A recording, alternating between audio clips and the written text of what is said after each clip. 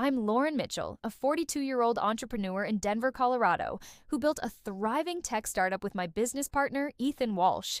We were like siblings, or so I thought, until he betrayed me at my best friend's wedding, announcing he'd sold our company to a competitor without my consent. His wife, Tara, knew and gloated from the crowd. What he didn't know was I'd uncovered his scheme weeks earlier and had a plan to reclaim what was mine. The Denver skyline glittered through the venue's floor-to-ceiling windows, the Rocky Mountains a distant shadow under the summer sunset. We were at the Brown Palace Hotel, celebrating my best friend Sarah's wedding. I stood in my emerald green maid of honor dress, clutching a glass of Pinot Noir, expecting to toast love and commitment. Instead, Ethan, my business partner of 10 years, stood up during the speeches, his tailored suit crisp, his smile sharp as a blade. "Lauren and I have big news," he said, his voice carrying over the clinking glasses. "I've sold Peak Pulse Tech to Horizon Innovations. It's time for me to move on to new horizons. Without you." The room of 200 guests, tech colleagues, mutual friends, my parents, froze. Tara, his wife, sat in the front row, her smirk barely concealed behind a champagne flute. She'd been my intern once, always ambitious, always watching. I'd co-founded Peak Pulse, a fitness app, pouring my savings and soul into it. Ethan handled marketing. I built the code and strategy. We were equals, 50-50 partners, or so our contract stated. His announcement wasn't just a betrayal, it was theft. I forced a smile. "Best wishes on your new venture, Ethan," I said, my voice steady. Then I reached into my clutch, pulled out a sleek USB drive, and placed it beside his plate. "For later," I said, meeting his eyes. His confidence flickered.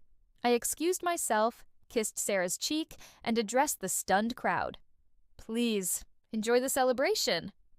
I walked out, heels clicking on marble, feeling the weight of whispers behind me. Outside, Denver's warm air wrapped around me. I could breathe again. 6 weeks earlier, I'd noticed oddities in our company's cloud server. Files moved, contracts altered. As CTO, I had access to every digital footprint. Ethan wasn't tech-savvy, but he was cunning.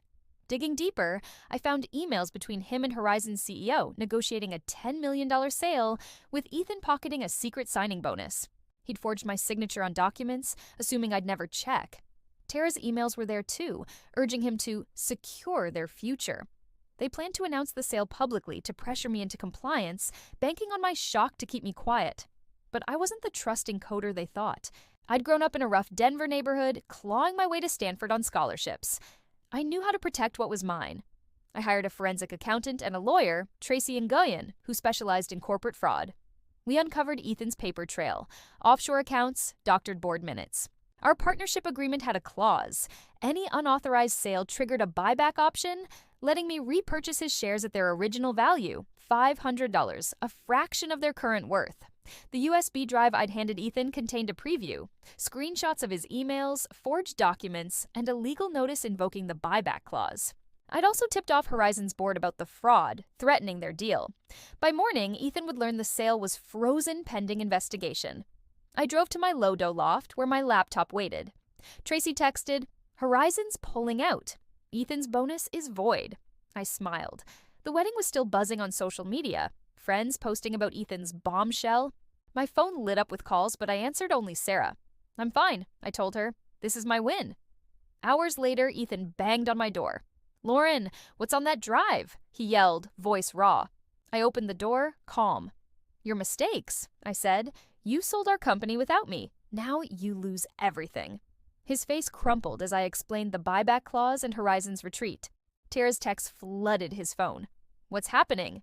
You promised." But he ignored them. "You can't do this," he stammered. "We built Peak Pulse together." "You tried to steal it," I replied. "I'm just taking it back." The next day, I met Tracy at her office. We filed to enforce the buyback, and by week's end, Ethan's shares were mine for $500. Horizon voided the sale, citing fraud. Ethan's reputation in Denver's tech scene tanked. Tara left him chasing a new venture capitalist. I relaunched Peak Pulse, hiring a new partner who valued trust. At Sarah's 1-month anniversary dinner, she toasted me. To Lauren, who turned betrayal into triumph. I raised my glass, finally free, my company and my future mine again.